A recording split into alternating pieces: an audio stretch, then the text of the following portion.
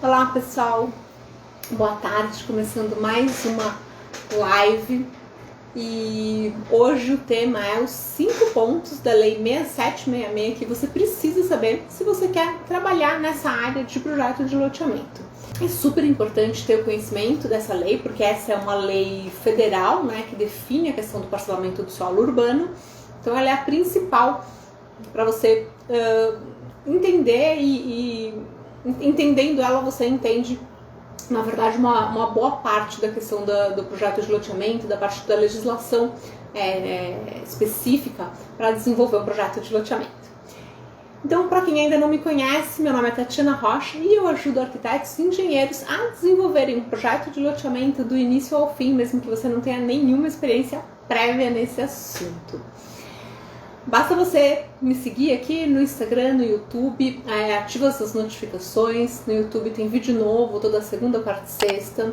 Tem muito conteúdo bacana lá para vocês assistirem. E no Instagram eu posto o tema das lives, também tem post todos os dias, perguntas, respostas e muitas coisas para vocês aprenderem, entenderem um pouco mais sobre esse universo de projeto de loteamento. O primeiro ponto é a Lei 6766. Ela é uma lei federal que define a questão do parcelamento do solo urbano. Então ela serve para todo mundo que está desenvolvendo um projeto de parcelamento do solo urbano. Ou seja, se eu quiser fazer um loteamento rural, essa lei não serve, tá? Ela é só sobre a área urbana.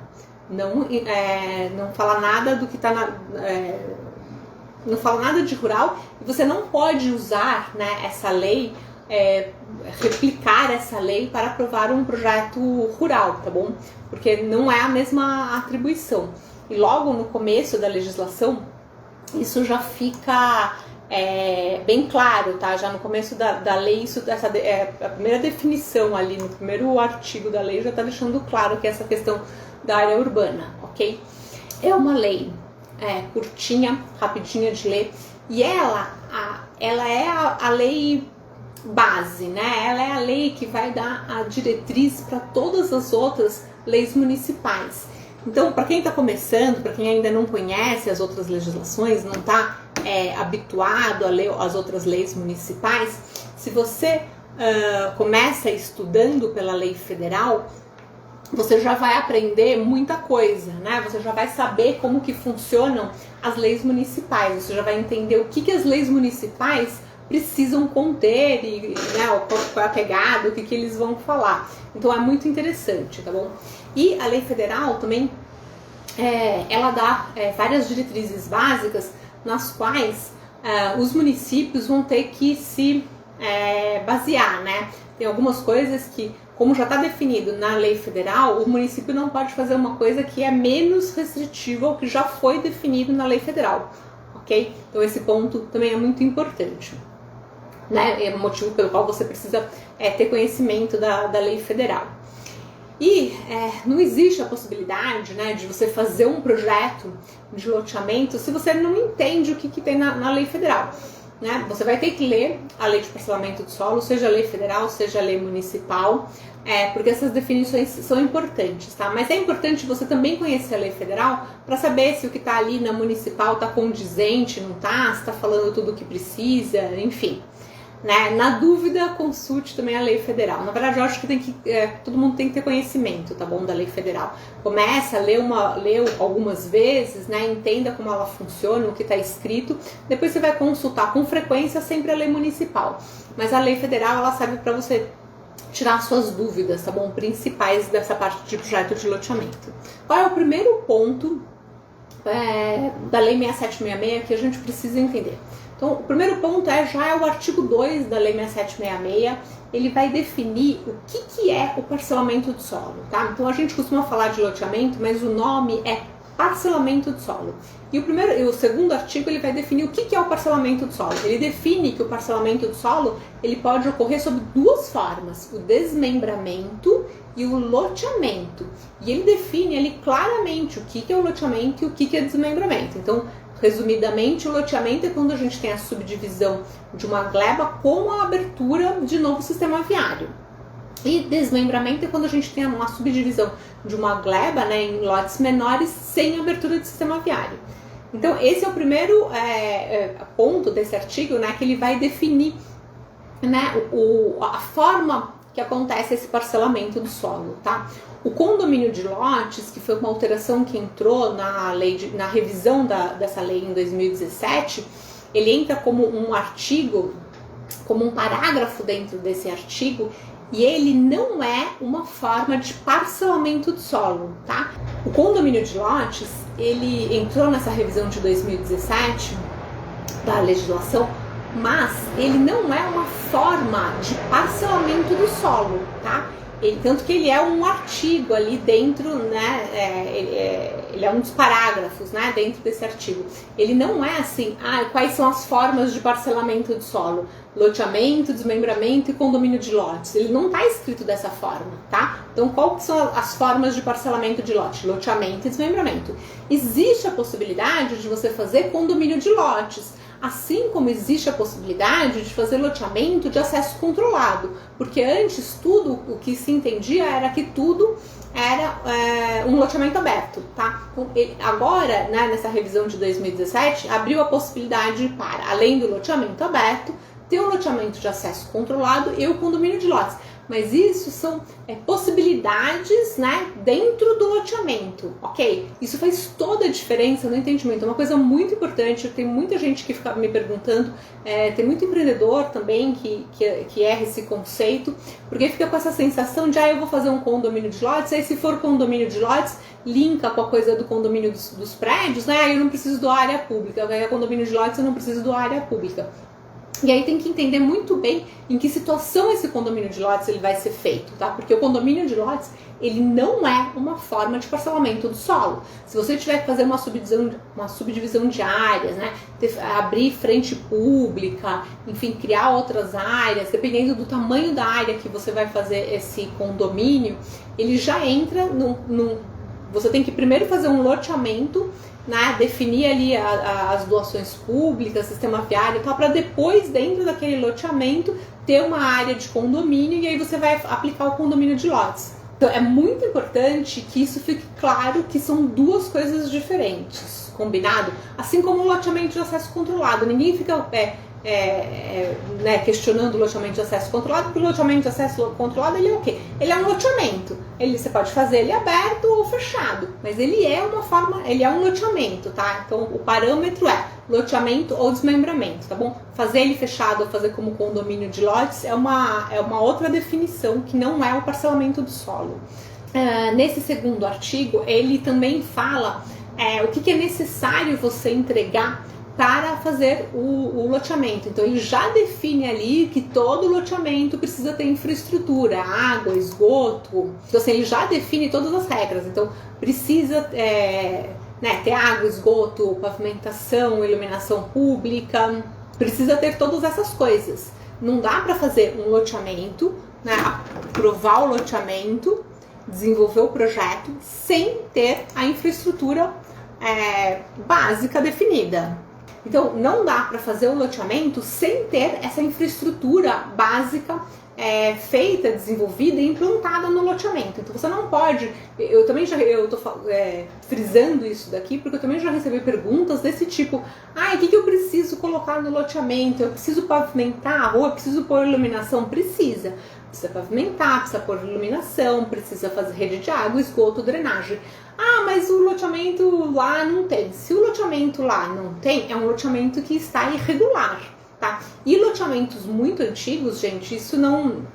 Na verdade, eu acho que isso é necessário desde quando começou essa lei, tá? Não foi uma coisa que foi colocada depois, tá bom? Ela existe já faz tempo, tá? Então, precisa ter toda essa infraestrutura. Não tem como desenvolver o projeto de loteamento sem ter essa infraestrutura básica.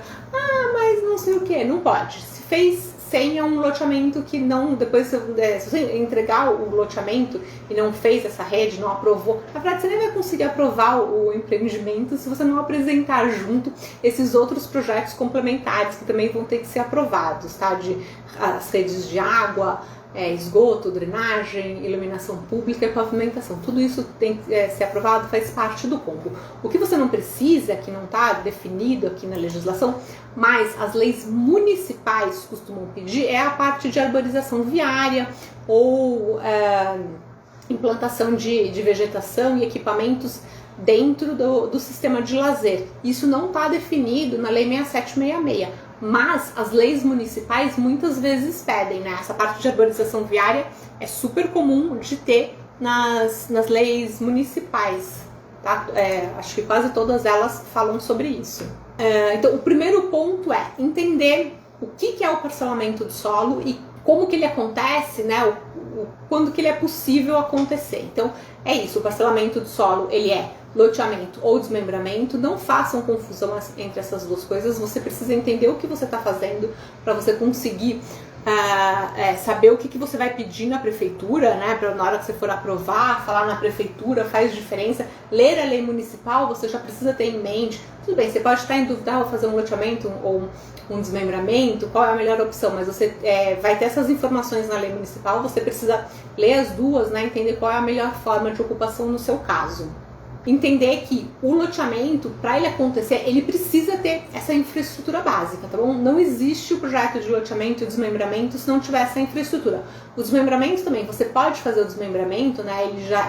O desmembramento ele acontece quando você já tem uma rua existente, você faz uma subdivisão ali dos lotes, mas nessa rua na frente precisa passar a infraestrutura.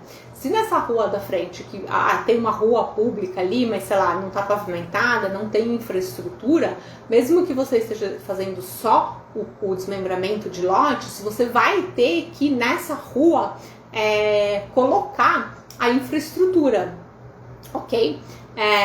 Então assim, não é só o loteamento que demanda a questão da infraestrutura, tá? É o parcelamento do solo, que é o loteamento e o desmembramento, e de acesso controlado e condomínio, enfim.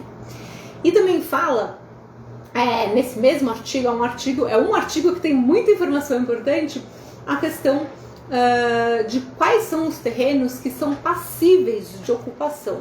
Então também vou pegar aqui a informação para falar para vocês certinha, mas então aqui está definido, né? Só será admitido parcelamento do solo para fins urbanos, né? Em área urbana ou de expansão urbana, né? E não é permitido o parcelamento do solo em terreno alagadiço ou sujeito à inundação, né? Antes de tomadas as devidas providências, em terrenos que tenham sido aterrados com material nocivo à saúde, né? Lixões, coisas desse tipo, né? Antes deles serem previamente saneados, terrenos com declividade superior a 30%, né? Salvo se atendida às exigências específicas, mas isso é uma coisa que você também tem que conferir na lei municipal, porque a lei municipal pode ser mais restritiva.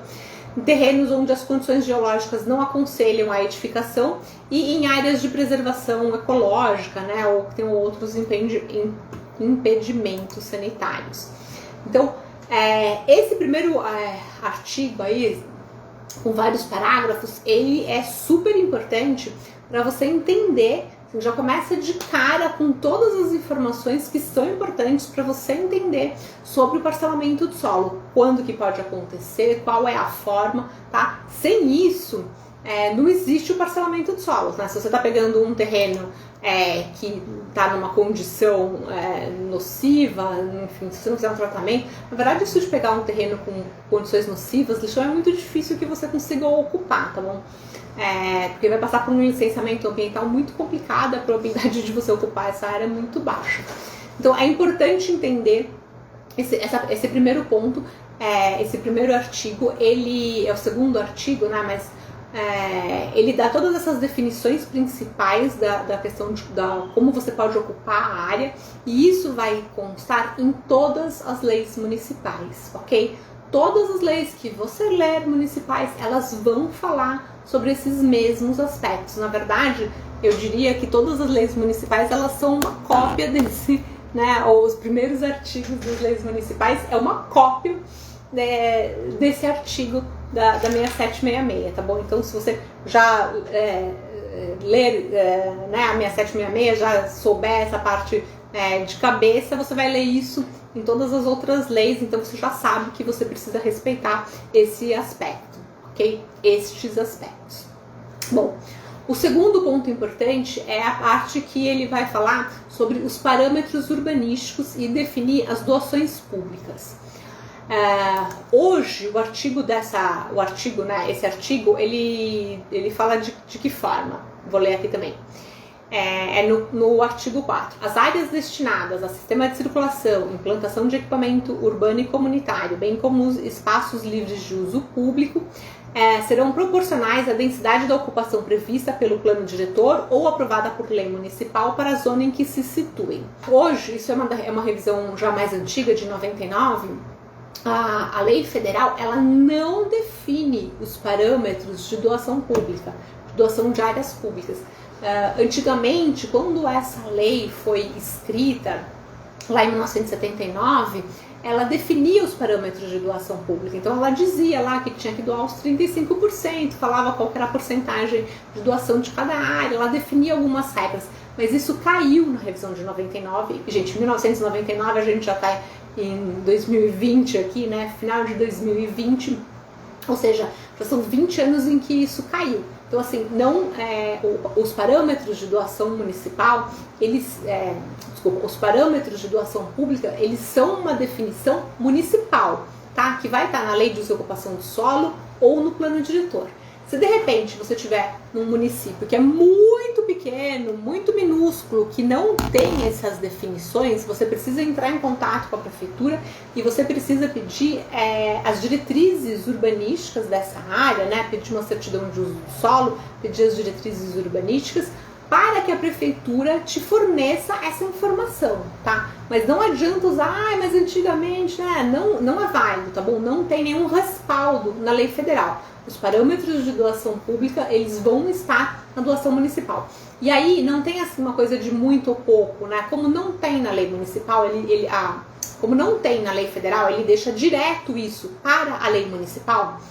Não adianta você falar assim, mas no meu município está pedindo para doar 10% de área institucional, mas eu acho muito, a lei federal fala de 5%. Não, a lei federal não fala de 5%. Lá antigamente ela falava, mas ela não fala mais e ela deixa isso a critério inteiro do município. Então não é uma restrição, tá? A lei municipal ela foi mais restritiva. Não, a lei municipal ela definiu o que ela queria. Não tem aqui o mais restritivo porque a lei federal não está definindo nenhuma porcentagem. Ok? Então fica a cargo do município, ele pode definir 10%, pode definir 4%, o tamanho que ele quiser, uma zona, duas zonas, área mínima, tudo isso vai ser uma definição do município, tá? E a lei federal, ela não vai ser mais restritiva, simplesmente porque ela não tem definição nenhuma, né? Ela deixa totalmente a cargo do município, tá? Então esse é o segundo ponto, essa questão da doação pública. Também envolvendo a questão dos parâmetros, tá, de doação, ela vai definir o lote mínimo de 125 metros quadrados. Esse é o parâmetro da lei federal. Então, os lotes terão área mínima de 125 metros quadrados e frente mínima de 5 metros, salvo quando o loteamento se destinar à urbanização específica ou edificação de conjuntos habitacionais de interesse social. Esse é o lote mínimo no nosso país, no Brasil. Qual é o lote mínimo? 125, 5 por 25, tá bom? Como ele tem 5 metros de frente, o tamanho é o 25, tá? O 5,25 é o lote de 125 metros. Você pode fazer em outra proporção isso, tipo 7 por 20, sei lá, não é exatamente essa conta. Pode, tá bom? Desde que tenha o mínimo de 125 e a frente mínima de 5. Ele serve tanto para loteamento como para desmembramento. Mas eu tenho um lote que ele tem 200 metros quadrados. Eu vou desmembrar e vai ficar em 2 de 100, porque o original tem 200, o desmembramento também conta. Você não pode fazer nenhum loteamento, nem nenhum desmembramento que resulte num lote inferior ao lote de 125 metros quadrados. Tá? E nenhum município pode definir um lote que seja inferior ao de 125 metros quadrados, né? Os 5 por 25. Pode definir outros parâmetros? Pode. O município pode ter outros parâmetros. Ele pode definir que o lote mínimo dele é de 300 metros quadrados. É maior que 125, então é permitido, tá? Salvo essa questão da urbanização específica de conjuntos habitacionais de interesse social, mas, bem da verdade, eu, aqui na minha experiência, nunca vi ser definido um lote inferior a esse, tá bom? Em área inferior a essa, tá? Esse sempre é o parâmetro mínimo. Então, esse é o mínimo, é a versão mais restritiva, não pode fazer menos que isso, porque está na definição da lei federal. Pode ser mais restritivo, os municípios podem ter alguma coisa mais restritiva, mas não inferior a isso. Quarto ponto, é uma coisa que está em discussão ultimamente, é a definição das faixas de domínio e das faixas não edificantes. Teve uma alteração, na verdade, recente, né? Em 2017, outra em 2019. Não, desculpa, foi só em 2019. A faixa de domínio, quem define são as concessionárias, a rodovia, a ferrovia, quem é responsável pelos dutos, oleodutos, linha de elétrica, enfim. O que é a faixa de domínio? Existe uma confusão grande entre o que é faixa de domínio e o que é a faixa não edificante. A faixa de domínio é a faixa que vai ser da própria concessionária que opera. Então, você tem ali a rodovia, a ferrovia, o duto, a linha de alta tensão, você tem aquela faixa em que você está ocupando para ter esse equipamento urbano, ok? Então, eu tenho a rodovia, ela tem eu vou falar da rodovia porque é mais fácil, é uma visualização mais fácil de todo mundo entender, a gente está mais habituado. Então, eu tenho aquele espaço ali onde eu tenho a rodovia. A rodovia, ela pode definir uma faixa maior, por exemplo, eu tenho uma rodovia que tem, sei lá, 15 metros, mas eu tenho uma faixa, sei lá, de 30 metros. Por quê? Porque, eventualmente, ela precisa de um espaço para ampliar essa rodovia, certo? Então ela já deixa ali um espaço maior para fazer essa ampliação da rodovia. Uma linha de alta tensão, né, de uma rede de elétrica, ela não precisa ter ampliação porque ela já está ali definida. Mas ela tem aquele espaço que ele é o atingimento meio que de garantia, de segurança, de proteção, né, para se cair alguma coisa, enfim. É um espaço de segurança, de proteção. Então também é definido. E isso é definido pela concessionária que opera a linha, tá? Aí tem que checar na concessionária. Você vai falar, essa aqui é a linha tal, ele vai te dizer qual que é a largura dessa faixa de domínio. Isso é a faixa de domínio. Além da faixa de domínio, tem a faixa não edificante. Mas são duas coisas? Sim, são duas coisas. São diferentes? São diferentes. Vai se sobrepor? Não é que ela se sobrepõe. Você primeiro tem a faixa de domínio e depois você tem a faixa não edificante. Não tem sobreposição disso. Mas se uma é 30, a minha faixa de domínio já é 30, eu não posso pôr a faixa não edificante junto? Não, não pode. Faixa de domínio, faixa não edificante. Antes, a lei dizia que, na verdade ela ainda fala, a lei federal ela fala que, vou ler aqui o artigo que foi modificado, tá, em 2019. Ao longo das faixas de domínio público das rodovias, a reserva de faixa não edificável, de no mínimo 15 metros de cada lado, poderá ser alterada por lei municipal ou distrital que aprovar o instrumento do planejamento territorial até o limite de 5 metros de cada lado. Então, ou seja, antigamente o que estava escrito na lei é que essa faixa de domínio era obrigatoriamente de 15 metros. Essa faixa não edificante, tá bom? Depois da faixa de domínio.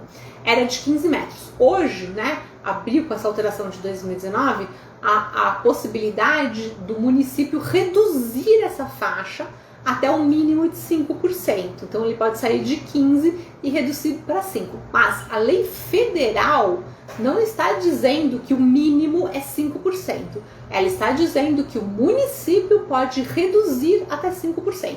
Por quê? Porque a lei federal ela é mais restritiva. Então se ela dizia que a faixa não edificante era de 15 metros, nenhum município podia definir uma faixa não edificante inferior a 15 metros. Isso já era o padrão. Agora, ela abriu a possibilidade do município fazer uma faixa diferente. O município vai fazer obrigatoriamente? Não, ele pode fazer ou pode não fazer. Ele pode mudar, né? Pode ser que ele já tenha mudado na lei dele, ou pode ser que ele só vá mudar, sei lá, daqui 10 anos. Não há uma obrigatoriedade, tá? Ele abriu a possibilidade. E não é porque aqui abriu a possibilidade que de cara você já vai considerar que é 5 metros, porque pode ser que o município ainda tenha uma legislação que fale 15 metros. Então é uma coisa agora a confirmar com o município, certo? Isso estava dando muita discussão sobre isso há um tempo atrás, tá? Sobre essa faixa. Também teve uma discussão, acho que eles foram e voltaram nessa definição, ok?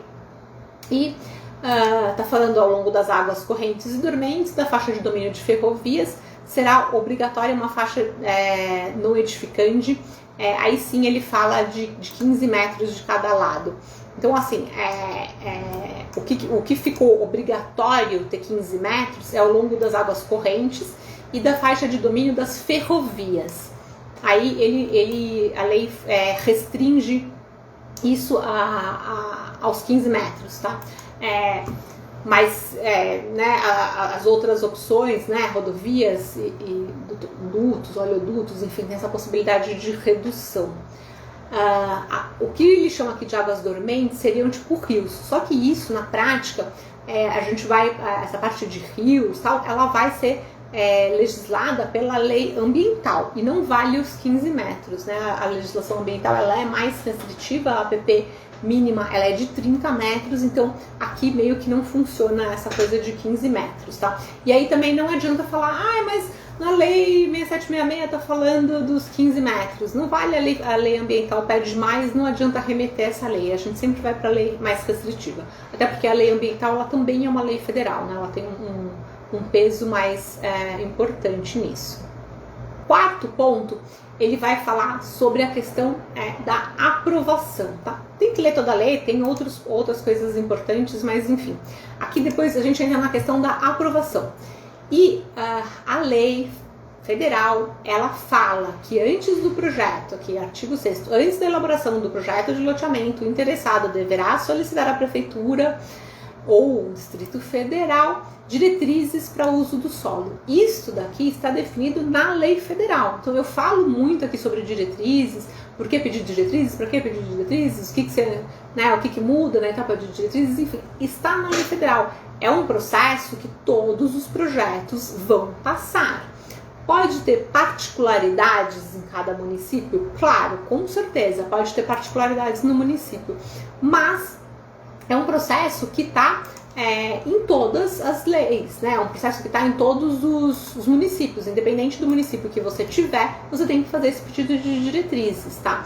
E aqui, na lei federal, assim como nas leis municipais, muito provavelmente vai estar uma cópia disso, mas se por acaso você estiver num município muito pequeno que não tem uma lei bem definida, você pode se basear aqui na lei federal, tá? Nesse processo que está falando das diretrizes. Então fala o que você precisa entregar, né? O que o empreendedor tem que entregar para fazer pedido de diretrizes, o que a prefeitura tem que te responder para atender esse pedido de diretrizes, documentação, né? O material, a folha, na verdade é um levantamento topográfico, mas aí ele fala certinho tudo o que precisa ter. Então entra aqui nesse ponto da questão da aprovação, que fala de todo o processo. Então você vai pedir diretrizes, vai voltar às diretrizes, vai revisar o projeto, fazer o projeto, né, de acordo com as diretrizes, todo o material que você precisa entregar. Então tudo isso está detalhado aqui. As leis municipais, elas também têm isso, elas têm, no mínimo, elas têm a mesma informação que está aqui na lei municipal. Elas podem ter mais informações, ser mais detalhadas, mas no mínimo vai ter isso daqui. E se você estiver num município que não tem nenhuma legislação, use essa questão da aprovação aqui como parâmetro mínimo, tá? Dentro dessa parte da aprovação não tem definição de datas, assim, de prazos, né? Qual que é o prazo para a prefeitura para responder? Qual que é o prazo que você tem para responder? Não tem essa definição de prazos. O que está definido é que a validade da diretriz é de 4 anos. Mas não tem esses outros prazos, isso fica a critério do município, tá? Muitos municípios, na própria lei de desocupação do solo, no plano diretor, eles já colocam esses prazos. A prefeitura tem tantos dias para responder, se tiver um comunique, você tem tantos dias para responder. Alguns municípios já têm essa informação na própria legislação municipal, ok? Mas aqui, na lei federal, não tem essa definição de prazo, fica a cargo mesmo de cada município. Quinto ponto, vem aqui no último, não, peraí, no artigo 13, a lei federal, ela define o que cabe de aprovação ao Estado. Por quê? A lei federal, ela está dando as diretrizes gerais e ela joga todas as definições principais para o município, né? Então, ela diz, a doação vai ser de acordo com a lei municipal ou o plano diretor. Ela joga todas as restrições para o município. Então, em vários momentos, ela cita aqui o município. E nesse é o único momento em que ela fala quando que o Estado vai intervir na aprovação do projeto de loteamento. E são 3 situações, na verdade. Quando tiver área de proteção ambiental, área de proteção de manancial, área de patrimônio histórico, tá? Coisas do gênero, patrimônio cultural, histórico, paisagístico, arqueológico, não vou ficar lendo todos os artigos, que nessa parte eles são grandes. Mas enfim, quando tiver essas áreas de proteção de patrimônio natural e histórico, quando for uma área que é limítrofe a um município ou a própria gleba está em mais de um município. Então, vamos supor, você tem ali, né, aqui a divisa do município, aí você tem uma área que está pegando em 2 municípios, uma parte nesse, uma parte nesse. Às vezes você está numa região metropolitana e a área está limítrofe a isso. Então, nessas situações, o Estado ele vai intervir nessa aprovação, porque você está ali pegando 2 municípios, fica aquela coisa de quem vale mais, quem vale menos, né, quem vai dar mais pitaco, quem vai dar menos pitaco. O Estado ele pode intervir nessa aprovação, tá? E em áreas superiores a 1 milhão de metros quadrados. O que acontece? Aqui na lei federal, ele não entra em definição, em detalhe, da questão da aprovação de 1 milhão de metros quadrados. Mas na lei ambiental, a gente sabe que áreas acima de 1 milhão de metros quadrados precisa passar pelo estudo de impacto ambiental, que é o famoso EIA, né? EIA é a sigla, é a abreviação de estudo de impacto ambiental. Então, áreas acima de 1 milhão de metros quadrados precisa ter o estudo de impacto ambiental. E nesse tipo de licenciamento, vai ser o Estado que vai fazer o licenciamento, tá? Você vai fazer o licenciamento ambiental, mas aí cabe ao Estado intervir, definir as regras ou até fazer o licenciamento mesmo em si, tá bom? Passa da aprovação no âmbito municipal para ser aprovação no âmbito estadual, tá? Na Secretaria Estadual de Meio Ambiente, ok? Então, esses são os momentos em que o Estado vai intervir. Então, esses são os momentos em que o Estado vai intervir. Essa informação não costuma estar nas leis municipais, ok?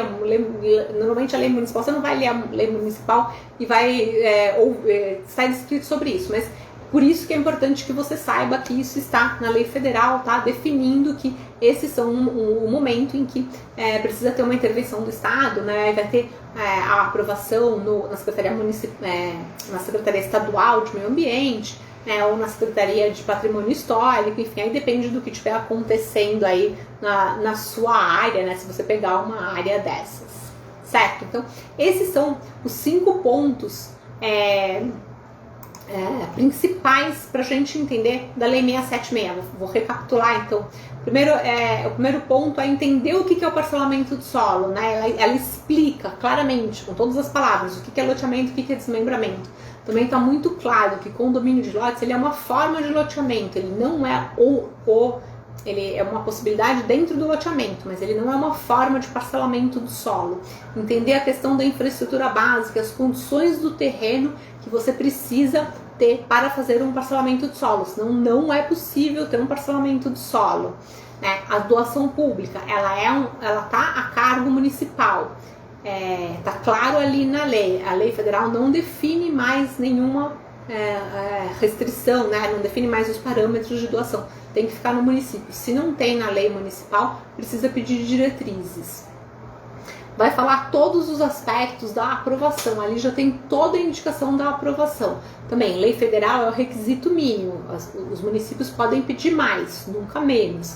Se não tiver no seu município definição sobre a aprovação municipal, segue o que está na lei federal. Ali já tem todos os critérios, os requisitos. E a aprovação estadual. Tá? Que eu falei aqui os critérios para serem definidos para a aprovação estadual. Depois, aqui tem outras coisas, mas aí já são coisas assim, mais para quem é o empreendedor em si, né, quem é o gestor, que vai falar também de todos os parâmetros para o registro em cartório e da questão de contrato, tá? Isso para nós que estamos só fazendo o projeto de loteamento, não é uma coisa que nos interessa muito, mas se você é o gestor do projeto, se você é o empreendedor, se você quer fazer o projeto, então, leia, né, esses outros capítulos, são os capítulos também, esses outros artigos, que vão definir sobre o cartório e a forma de contrato. Também, mesma coisa, se o município não tiver uma lei clara falando sobre isso, pode recorrer à Lei 6766 e nenhuma informação do município pode ser inferior ao que está definido aqui em termos do que é solicitado para o cartório e do que tem que ter o contrato, tá bom? Mas isso é uma coisa para quem é gestor, né? Para gente que está fazendo projeto, não interfere muito. O que é importante você saber um projeto de loteamento, ele não basta ele estar apenas aprovado na prefeitura, tá? De Cabornos aqui, mas isso aqui não é uma coisa que vocês, não é o que está na legislação, mas é uma coisa que vocês precisam entender. Não basta você aprovar o projeto de loteamento na prefeitura, você precisa também registrá-lo em cartório. É que geralmente a nossa atuação como projetista, ele chega ali na parte da prefeitura, quando vai para o cartório, no mínimo que a gente faz fazer alguma correção no memorial, alguma coisa assim, se tiver alguma coisa errada, mas é um momento em que não tem mais muita intervenção da nossa parte de projetista, né? No máximo fazer ali alguma correção para atender algum comunique. Mas a nossa parte de projetista já se encerrou e a atuação maior é do empreendedor que está ali aprovando o projeto. Mas não adianta só aprovar o loteamento na prefeitura e não registrá-lo no cartório. Se você não registra o empreendimento no cartório, você não pode lançar o empreendimento. Você não pode vender o empreendimento que não está registrado. Então, por isso que muitas vezes a gente vê na cidade, não sei onde vocês moram, mas aqui em São Paulo isso é bem comum, às vezes a gente vê o pessoal montando stand e tal, porque eles estão lá aprovando o projeto na prefeitura, saiu a aprovação, monta stand, tudo, não sei o que lá, e aí fica aquele negócio, vai lançar, e aí o pessoal já está distribuindo, quando vai lançar logo mais, não tenho certeza da data, vai lançar logo mais. Por quê? Porque eles estão no cartório, tentando tirar o registro em cartório, e aí achou que fosse sair numa data, faltou um documento, demorou um prazo um pouco a mais, enfim, alguma coisa, e aí eles estão com tudo pronto, porque aquilo já foi aprovado na prefeitura, mas sai o registro. Aí sai o registro e lançam no dia seguinte. Mas não pode lançar antes de ter o registro de imóveis. Eu vi um empreendimento que fez isso. Irregular, não pode lançar. Né? Porque se você compra, eles não podem lançar. E a pessoa que está comprando um empreendimento que não tem o registro em cartório, depois ela não vai receber a matrícula daquele lote. Então você comprou aquele terreno e você não vai receber a matrícula daquele lote. Você não vai ter propriedade daquela área, aquilo não vai estar no seu nome. Por quê? Porque ele não foi registrado em cartório. Tá? Então, não tem lançamento, você não pode vender um empreendimento que não foi registrado no cartório. Combinado? Isso é um ponto também super importante de entender, tá? Pra gente que faz projeto, como eu disse, não é uma coisa que afeta, mas é importante você entender como funciona. Combinado? Coisas que não entram na lei 6766, tá? Aqui dica bônus, coisas que não entram na lei 6766. A lei, ela não fala nada sobre a questão ambiental. Qual que é a largura da faixa de preservação permanente? Não está na lei 6766. Isso é uma informação que você vai achar no Código Florestal, na Lei Ambiental Federal, tá? E aí depois nas leis municipais. Mas é uma lei que você vai achar na Lei Ambiental Federal.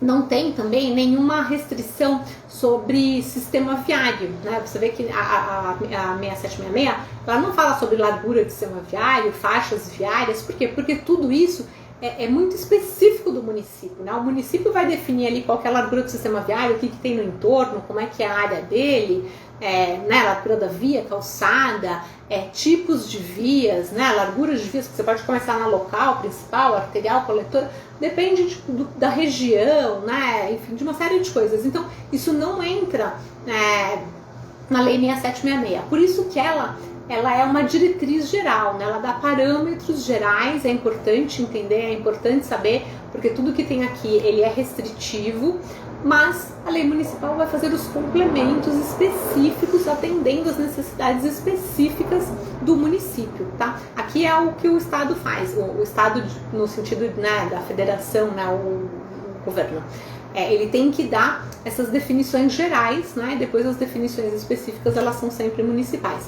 Mas, como eu sempre digo, você está começando nessa área, não tem muita experiência, não sabe o que fazer, lê a 766, é super importante porque vai te dar esses parâmetros principais, né? Vai te ajudar a ter essa ideia inicial, a entender inicialmente esses conceitos, né? Vai te colocar aí no jogo de entender como é que funciona o projeto de loteamento. Bom, gente, era isso que eu queria falar para vocês. Espero que vocês tenham gostado aqui de toda essa explicação, que tenha ficado tudo claro. Se vocês tiverem alguma dúvida sobre o que eu falei, pode me perguntar, tô aqui para atender as dúvidas, tá? E, por fim, a Lei 6766 é muito fácil de você achar lá na internet, tá? Você dá um Google, você acha super fácil. Não vale a pena, eu acho, imprimir essa lei, grifar e anotar, porque vira e mexe, sofre revisões. E na internet você sempre acha ela, a versão já compilada, que é a versão que tem o que foi escrito original, aí tem riscado, substituído pela lei, tem a nova versão, você já está sempre com a versão atualizada. Então consulte ela de forma online, você vai estar sempre com a versão atualizada, certo? Então é isso, se alguém tiver alguma pergunta pode fazer. Por fim, último recado, se inscreva aqui no Instagram, no YouTube, tem também o canal no Telegram do Vem Lotear. Quem se inscrever, o link está aqui na bio do Instagram e na descrição do YouTube. Entra ali no canal do Telegram, também é gratuito, é um conteúdo diferente das outras redes sociais, vale a pena. Também sempre aviso dos temas, das lives, enfim, assim a gente consegue manter um contato mais próximo, ok? Então é isso, gente. Desculpa aí, a internet estava super ruim no começo, mas agora acho que no final ela ficou estável, deu para fazer melhor. Desculpa as interrupções no começo, mas hoje estava péssimo. Então é isso, gente. Obrigada pela presença de vocês e até a próxima.